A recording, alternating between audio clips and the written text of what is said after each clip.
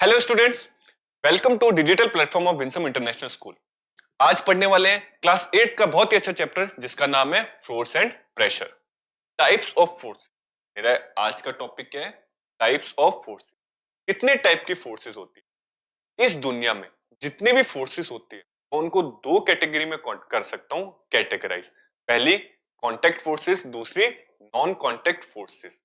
Contact force और non contact force का क्या मतलब होता है कि देखो, दो बॉडी का होना तो जरूरी है, कोई ना कोई लिंक होना बहुत ज्यादा जरूरी है, वरना फोर्स एक्सपीरियंस नहीं होती। बट अगर वो मेरा लिंक मेरे कांटेक्ट या टच करने से आ रहा है, फिजिकली टच करने से आ रहा है, तो मैं उसको किस कैटेगरी में रखूंगा? कांटेक्ट वाली फोर्स की कैटेगरी में रखूंगा। लेकिन अगर मेरा विदाउट कांटेक्ट मुझे वो चीज क्या हो रही है? एक्सपीरियंस हो रही है। भाई, दो चीजें आपस में इंटरेक्ट हो रही है, मैं टच नहीं कर रहा फिर भी मुझे वो चीज क्या हो रही है? एक्सपीरियंस हो रही है। तो ऐसी सारी फोर्सेस जिनमें हमें फिजिकल कांटेक्ट या फिजिकल टच की जरूरत नहीं पड़ती किसी फोर्स को एक्सपीरियंस करने के लिए, उसको मैं क्या रखता हूं? नॉन कांटेक्ट फोर्सेस में रखता हूं। तो these kind of forces are applied only when the two or more objects come in contact. उनका फिजिकली टच होना, फिजिकली प्रेजेंट होना, टच होना बहुत ज्यादा इसमें क्या हो जाता है? जरूरी हो जाता है। जैसे मस्कुलर फोर्स हो गया, फ्रिक्शनल फोर्स हो गया। मस्कुलर फोर्स बोल लो या फ्रिक्शनल फोर्स बोल लो, ये दोनों ही ऐसे फोर्सेस है जिसमें हमें ऑब्जेक्ट को फिजिकली टच या फिजिकली फील करना बहुत ज्यादा जरूरी होता है। ठीक है, वरना ये एप्लीकेशन नहीं देते, मैं इनको अप्लाई नहीं कर पाऊंगा। वैसे नॉन कॉन्टेक्ट फोर्सेस क्या होती हैं? These kind of forces are applied when the objects do not come in contact with each other and yet are exerting a force upon each other। अगर दो ऑब्जेक्ट विदाउट टच हुए एक दूसरे को force का एक्सपीरियंस दे दे, या तो push कर ले या पुल कर ले, लेकिन टच नहीं हो रहा, फिजिकली टच नहीं हो रहा, तो उसको मैं किस कैटेगरी में रखता हूं? नॉन कॉन्टेक्ट फोर्सेस में। ऐसे कितने फोर्स है? तो आपका मैग्नेटिक फोर्स, आपका ग्रेविटेशनल फोर्स और आपका इलेक्ट्रोस्टैटिक फोर्स। ये तीन ऐसे फोर्सेस हैं जो मेरी किस कैटेगरी में आते हैं? नॉन कॉन्टेक्ट फोर्स को। इन टाइप के फोर्सेस को मुझे एक्सपीरियंस करने के लिए फिजिकली दो ऑब्जेक्ट्स को टच करवाना जरूरी नहीं है, बट इन टाइप के फोर्सेस को एक्सपीरियंस करने के लिए उन दो ऑब्जेक्ट्स को फिजिकली टच होना बहुत ज्यादा क्या होता है? जरूरी होता है। अब एक एक करके हम इन फोर्सेस के बारे में पढ़ते हैं कि मस्कुलर फोर्स क्या होता है, फ्रिक्शनल फोर्स क्या होता है, आराम से हम देखते हैं। सबसे पहला आता है मेरा मस्कुलर फोर्स। मस्कुलर फोर्स क्या होता है? भाई, हमारे मसल्स की पावर। ये हमारी मसल्स होती है, हम जिम जाते हैं, हम एक्सरसाइज करते हैं ताकि हमारी मसल्स क्या हो? बिल्ड हो और पावरफुल हो। तो इन मसल्स की पावर से मैं किसी चीज को पुश कर रहा हूं या फिर मैं क्या कर रहा हूं? पुल कर रहा हूं। वो किस कैटेगरी में आ जाता है? मेरा मस्कुलर फोर्स की कैटेगरी में आ जाता है। ठीक है, जैसे कि आप ये देख रहे हो, ये वाला इस तरफ फोर्स अप्लाई कर रहा है और ये वाला इस तरफ फोर्स अप्लाई कर रहा है। ये जो फोर्स एप्लीकेशन हो रहा है, मेरा जो इस तरफ जो मैं इसको खींच रहा हूं, मैं with the help of hand को टच कर रहा हूं, और हैंड को टच करके मुझे पावर कहां से आ रही है? तो इसके अंदर की मसल से आ रही है। इसको मैं किस कैटेगरी में रखता हूं? मेरी मस्कुलर फोर्स की कैटेगरी में रखता हूं। सेकंड में क्या देख रहा हूं कि ये जो एनिमल है ये क्या कर रहा है? पुल कर रहा है, मतलब एक पूरी की पूरी गाड़ी को क्या कर रहा है? खींच रहा है। कैसे खींच रहा है? खुद की इंटरनल पावर या खुद की इंटरनल मसल की पावर से। ठीक है, तो इसको भी मैं किस कैटेगरी में रखता हूं? क्योंकि पुल मुझे दिख रहा है, तो मैं किस कैटेगरी में रख सकता हूं इसको? मस्कुलर फोर्स की कैटेगरी में रख सकता हूं। ठीक है, तो होप आपको मस्कुलर समझ आएगा। The force that comes into play because of the action of muscle, वो सारी फोर्सेस जो क्या आती है? With the action of muscle से आती है, उसी को मैं क्या बोलता हूं?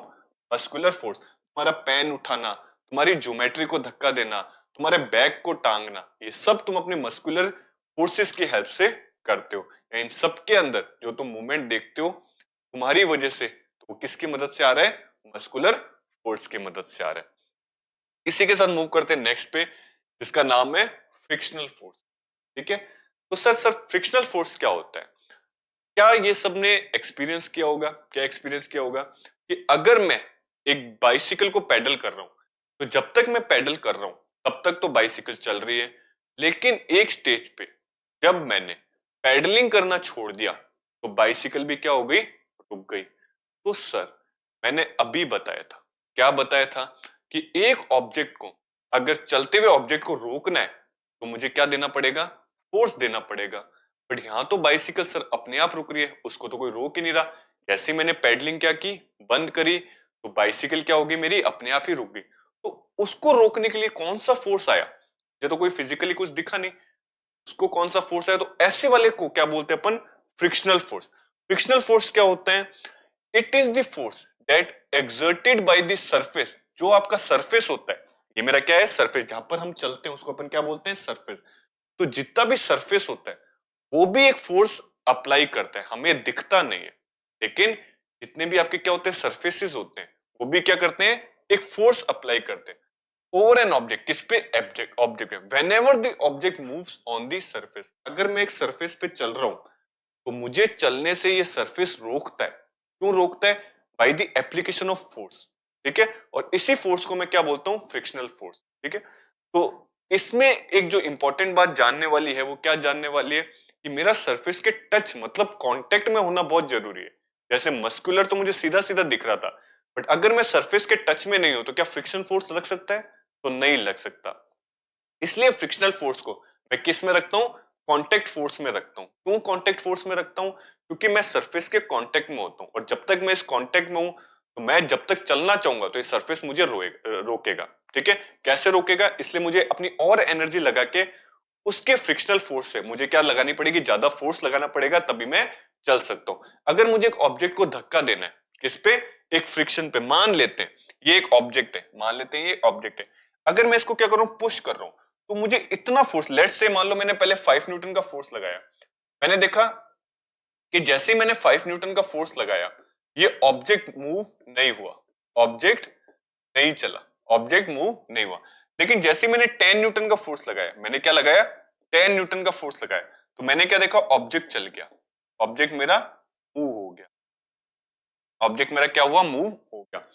तो 5 न्यूटन से नहीं हो रहा था, 10 न्यूटन से हो रहा था। इसका क्या मतलब होता है कि जो सरफेस था, वो जो फ्रिक्शनल फोर्स था वो 5 न्यूटन का लग रहा था, लेकिन जैसे मैंने उस फ्रिक्शनल फोर्स को ओवरकम किया, 6 न्यूटन, 7 न्यूटन, 8 न्यूटन, इन तीनों ही पे ये ऑब्जेक्ट आराम से चल जाता।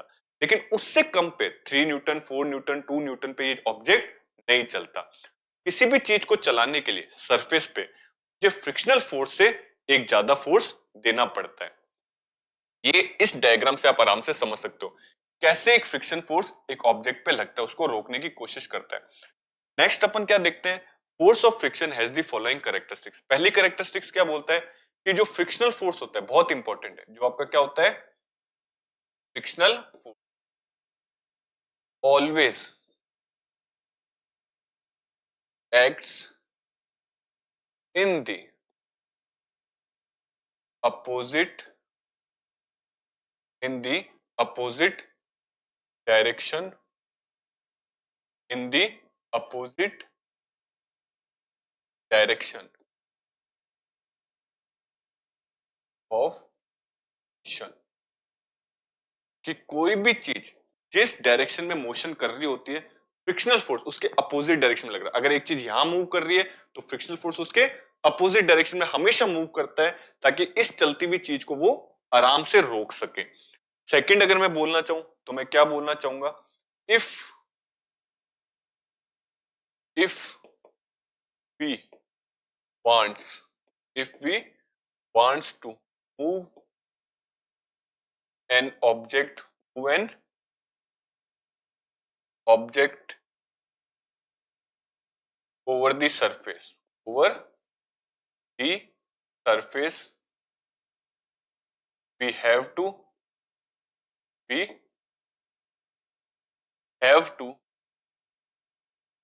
apply a force which is greater than the frictional force, greater than the frictional। कि अगर मैं एक सरफेस पे किसी ऑब्जेक्ट को मूव करवाना चाहता हूं तो मुझे उस फ्रिक्शनल फोर्स से एक ज्यादा फोर्स अप्लाई करना पड़ेगा, बिकॉज उससे कम एप्लीकेशन के फोर्स पे वो ऑब्जेक्ट मूव नहीं करेगा। या मैं बोल सकता हूं कि कम फोर्स से वो ऑब्जेक्ट उस फ्रिक्शनल फोर्स को ओवरकम नहीं कर सकता जो उसको रोकता है। कोई चीज रोक रही है तो उसको चलाने के लिए उस रोकने वाली चीज से मुझे ज्यादा एक फोर्स को अप्लाई करना पड़ेगा। उस रोकने वाली फोर्स को मैं क्या बोलता हूँ, फ्रिक्शनल फोर्स। ठीक है, तो फ्रिक्शनल फोर्स की ये चीज ध्यान रखना कि हमेशा क्या रखती है, अपोजिट रखती है एक डायरेक्शन ऑफ मोशन के। दूसरा, किसी भी चीज को चलाने के लिए मुझे फ्रिक्शन फोर्स से ज्यादा एक फोर्स को अप्लाई करना पड़ेगा। और क्या देख सकते हैं सर हम, नेक्स्ट आता है मैग्नेटिक फोर्स। नेक्स्ट क्या आता है, मैग्नेटिक फोर्स। मैग्नेटिक फोर्स में हम क्या क्या देख सकते हैं कि अगर आप इस एग्जांपल से समझो, मान लेते हैं आप दो ऑब्जेक्ट को पास में ला रहे हो या दो मैग्नेट्स को पास में ला रहे हो। हमें बहुत अच्छे से पता है मैग्नेट्स में क्या होता है, मैग्नेट्स के अंदर जो मैग्नेट्स होते हैं उसके अंदर हम क्या देखते हैं, जो लाइक पोल्स होते हैं, तो क्या होते हैं आपके लाइक पोल्स। लाइक पोल्स मतलब सेम पोल्स, सेम। तो सेम पोल्स क्या करते हैं आपके, अट्रैक्ट करते हैं या रिपल्शन देते हैं। तो मैं क्या बोलूंगा कि सेम पोल्स क्या देते हैं आपके, रिपल्शन देते हैं। या आप ऐसे बोल सकते हो कि सेम पोल्स क्या करते हैं, एक दूसरे को पुश करते हैं। क्या करते हैं, पुश करते हैं। और इसी पुश को मैं क्या बोलता हूं, रिपल्शन। इसी को क्या बोलता हूं मैं, रिपल्शन, रिपेल कर रहे हैं। ठीक है, और अगर मेरे डिफरेंट पोल्स है, अगर मेरे क्या है, डिफरेंट पोल्स है, तो ये जो डिफरेंट पोल्स है ये क्या करते हैं, पुल करते हैं। या फिर क्या वो करते हैं, अट्रैक्शन करते हैं। क्या बोल सकता हूं मैं इनको, अट्रैक्शन करते हैं। तो दो मैग्नेट, या तो मैं उनको पास में ला रहा हूं, तो या तो क्या कर रहे हैं, अट्रैक्ट कर रहे हैं, या फिर वो क्या कर रहे हैं, रिपेल कर रहे हैं। अगर नॉर्थ नॉर्थ है, मान लो ये मेरा एक मैग्नेट है, ये मेरा नॉर्थ है, ये मेरा साउथ है, और ये क्या है, ये भी नॉर्थ हो गया, ये भी साउथ हो गया। इस केस में ये क्या करेंगे भाई, ये करेंगे रिपेल। एक दूसरे को क्या करेंगे, रिपेल, मतलब धक्का देंगे। क्या देंगे, धक्का। दूसरी चीज, अगर मैं वापस सेम मैग्नेट्स ले रहा हूं, इस बार क्या ले रहा हूं, नॉर्थ और साउथ, और इस बार क्या ले लिया मैंने, साउथ और नॉर्थ। मैं क्या बोलूंगा, अब मेरे क्या डिफरेंट पोल्स है, अब मेरे क्या आ रहे हैं, डिफरेंट पोल्स आ रहे हैं। इस वजह से ये क्या करेंगे, एक दूसरे को अट्रैक्ट, क्या करेंगे, अट्रैक्ट, मतलब पास में लाएंगे। तो मैं देख रहा हूं कि मैं इनको टच भी नहीं कर रहा, लेकिन फिर भी मुझे पुश और पुल दिखाई दे रहा है। विदाउट कांटेक्ट की वजह से, या विदाउट कांटेक्ट में आए, ये एक दूसरे पे फोर्स अप्लाई कर रहे हैं। कैसे, अट्रैक्शन और रिपल्शन से, या फिर पुश और पुल से। तो इस मैग्नेटिक फोर्स को मैं किस कैटेगरी में रखूंगा, नॉन कांटेक्ट फोर्स में, क्योंकि इनके अंदर जो फोर्स का एक्सपीरियंस हो रहा है वो विदाउट फिजिकली टच हो रहा है, इसलिए किस में आ रहे हैं, नॉन कांटेक्ट फोर्सेस में आ रहे हैं। दूसरी बात, ये एग्जाम्पल से भी आप देख सकते हो, आप तीन पेंसिल लेना और क्या करना, मैग्नेट रख देना। जैसे आप इस मैग्नेट को इसके पास लाओगे, जैसे क्या करोगे, इस मैग्नेट को इसके पास लाओगे, ठीक है, तो अगर ये पोज डिफरेंट है, मुझे क्या दिख रहा है, ये नॉर्थ है और ये क्या है, साउथ है, तो ये क्या करेगा, इस डायरेक्शन में क्या कर लेगा, मूव कर लेगा। इस डायरेक्शन में क्या करेगा, मूव करेगा। ये नॉर्थ हो गया और ये मेरा क्या हो गया, साउथ हो गया। तो जैसे मैं देखूंगा तो ये जो मूवमेंट आएगा, ये कैसा आएगा, इस तरफ आएगा। ये क्या करेगा, अट्रैक्ट करेगा। क्या करेगा, अट्रैक्ट करेगा। और यहां पर भी नॉर्थ है और यहां पर भी क्या है, नॉर्थ है, तो इस केस में क्या करेगा, रिपेल करेगा। क्या करेगा, रिपेल, मतलब इस डायरेक्शन में मूव करेगा। ठीक है, इस डायरेक्शन में क्या करेगा, मूव करेगा। तो टच नहीं कर रहा, फिर भी मुझे आगे और पीछे का मूवमेंट दिख गया, विदाउट कॉन्टेक्ट। ठीक है, तो ये क्या था, हम मैग्नेटिक फोर्स को कैसे एक नॉन कॉन्टेक्ट फोर्स में रख सकते हैं। दूसरी चीज अगर मैं देखूं, तो दूसरी चीज मेरी क्या आती है, इलेक्ट्रोस्टैटिक फोर्स। इलेक्ट्रोस्टैटिक फोर्स को समझने से पहले एक बार मैं दोनों फोर्सेस को रिपीट करवा देता हूं। मैंने दो टाइप ऑफ फोर्स समझी, एक मस्कुलर फोर्स जिसके अंदर मुझे क्या देना पड़ रहा था, फिजिकल टच देना पड़ रहा था। एक फ्रिक्शनल फोर्स, उसके अंदर भी कहीं ना कहीं मुझे कांटेक्ट मिल रहा था, सरफेस से बॉडी का कांटेक्ट मिल रहा था। लेकिन जैसे मैं तीसरी फोर्स पे आया, जिसका नाम क्या था, मैग्नेटिक फोर्स।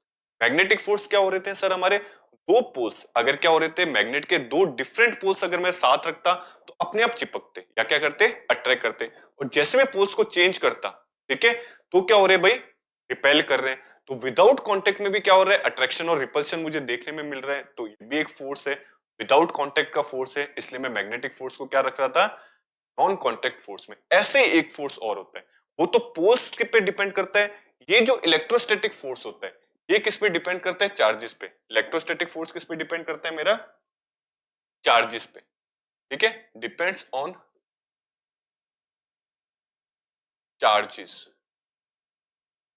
अब सर मेरे चार्जेस क्या होते हैं, चार्जेस मेरे दो टाइप के होते हैं। एक होते हैं मेरा पॉजिटिव चार्ज, एक को मैं क्या बोलता हूं, पॉजिटिव, और एक को मैं बोलता हूं नेगेटिव चार्ज।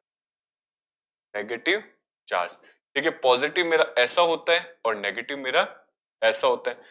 दूसरी बात, सर ये चार्ज आते कैसे बॉडी में? तो जब भी हम रब करते हैं, जैसे आपने अपनी डे टू डे लाइफ में, या जब भी आप सोते टाइम, या कोई भी वुलन क्लोथ जब आप उतारते हो या आपकी बॉडी से रब होता है, तो आपको कुछ स्पार्क्स दिखते होंगे। ठीक है, तो ये क्या होता है? ये जो स्पार्क्स दिखना है, क्या दिखाता है मुझे? कि चार्ज का डेवलपमेंट हो गया। अब ये डिपेंड करता है कि किस टाइप का क्लोथ है या किस टाइप का पेपर है, इस वजह से वो चार्जेस आ रहे हैं। प्लस वाला चार्ज आ रहा है, डिपेंड करता है किस पेपर से मैंने रब किया, किस क्लोथ से मैंने रब किया। जरूरी नहीं हर क्लोथ एक जैसा ही चार्ज दे, कुछ मुझे नेगेटिव चार्ज भी देते हैं और कुछ मुझे पॉजिटिव चार्ज भी देते हैं। और ये दोनों जो चार्जेस होते हैं, ठीक है, इनके अंदर भी सेम मैग्नेटिक टाइप का होता है। कैसे होता है? कि अगर मेरे लाइक चार्जेस है, क्या है मेरे लाइक चार्जेस, लाइक चार्जेस, या फिर मैं क्या बोल सकता हूं, सेम। जो मेरे सेम चार्जेस होते हैं वो मुझे क्या देते हैं? भाई जो सेम चार्जेस होते हैं वो हमेशा क्या देते हैं? रिपल्शन देते हैं। ये क्या देते हैं? रिपल्शन देते हैं।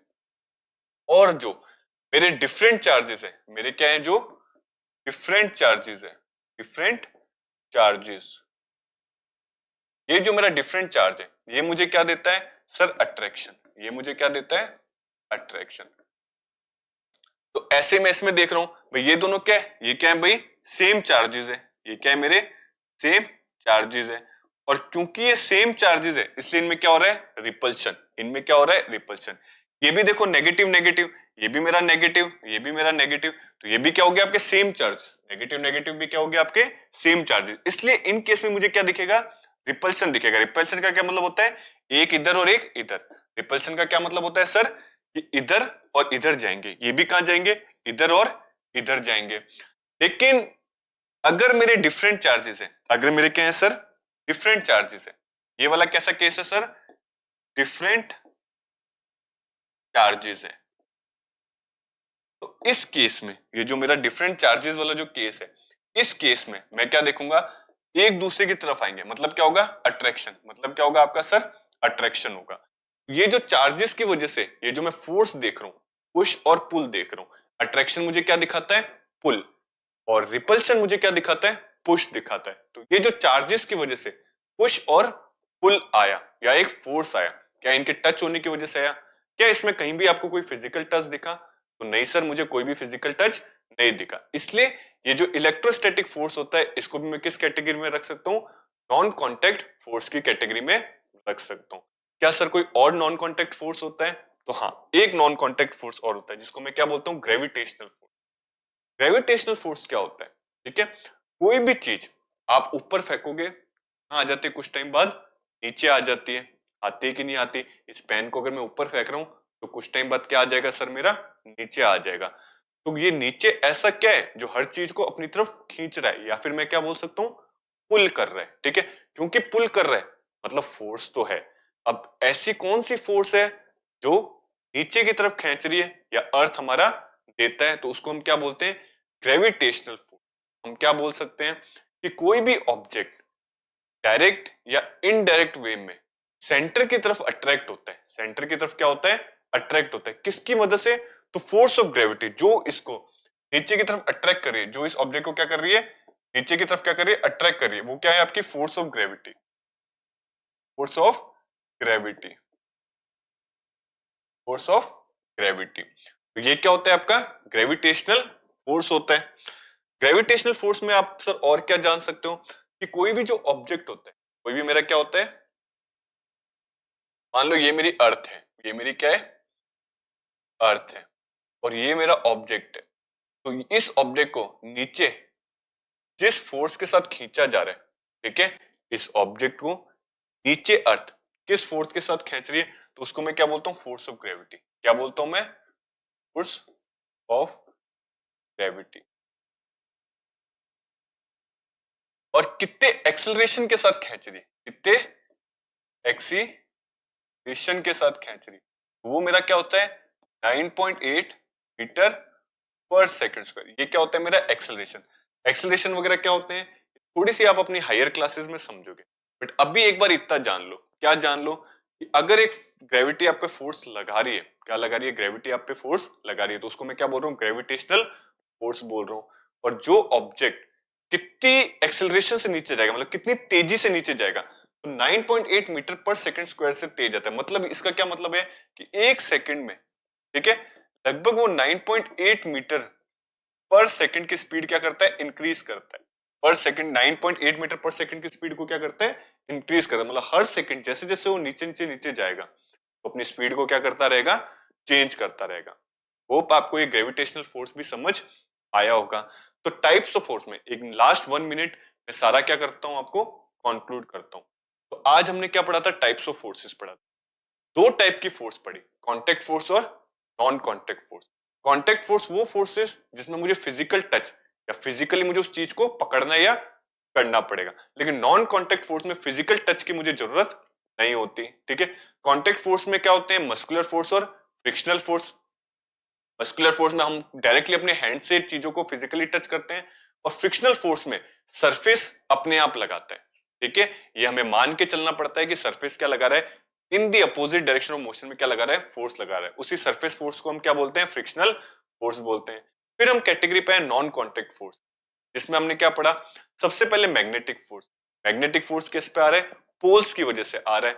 तो क्या होता है, पोल्स अगर डिफरेंट पोल्स है तो क्या हो रहा है, अट्रैक्शन हो रहा है, और सेम पोल्स है तो क्या हो रहा है, रिपल्शन हो रहा है। तो ये भी मेरा क्या हो जाता है, एक मैग्नेटिक फोर्स हो जाता है। सेकंड आया इलेक्ट्रोस्टैटिक फोर्स, उधर पोल्स की वजह से हो रहा था, चेंज इन पोल्स की वजह से हो रहा था। इधर डेवलपमेंट ऑफ चार्जेस की वजह से हो रहा है। इसकी वजह से हो रहा है डेवलपमेंट ऑफ चार्जेस की वजह से। चार्ज आपके प्लस पॉजिटिव होता है प्लस, और नेगेटिव होता है नेगेटिव वाला।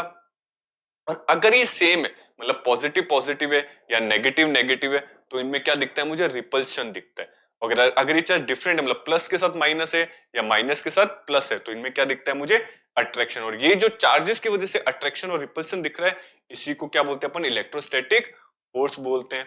तीसरा फोर्स हमने क्या पढ़ा, ग्रेविटेशनल फोर्स पढ़ा, कि अपनी अर्थ भी हर चीज को अपनी तरफ पुल करती है। पुल करना मतलब फोर्स। तो अर्थ जो पुल करती है, अर्थ जो फोर्स अप्लाई करती है, उसको अपन क्या बोलते हैं, ग्रेविटेशनल फोर्स। और कितने एक्सेलरेशन का होता है, तो 9.8 मीटर पर सेकंड स्क्वायर के क्या होता है, एक्सेलरेशन का होता है। ठीक है, होप आज के सारे टॉपिक आपको अच्छे से क्लियर हुए होंगे, और मैं आशा करूंगा आप सब अपने घर पे इसको अच्छे से रिवाइज करके आएंगे। इन अपकमिंग वीडियोस हम इसके थोड़े और टॉपिक्स अच्छे से समझेंगे। तब तक के लिए keep learning, keep growing. Thank you.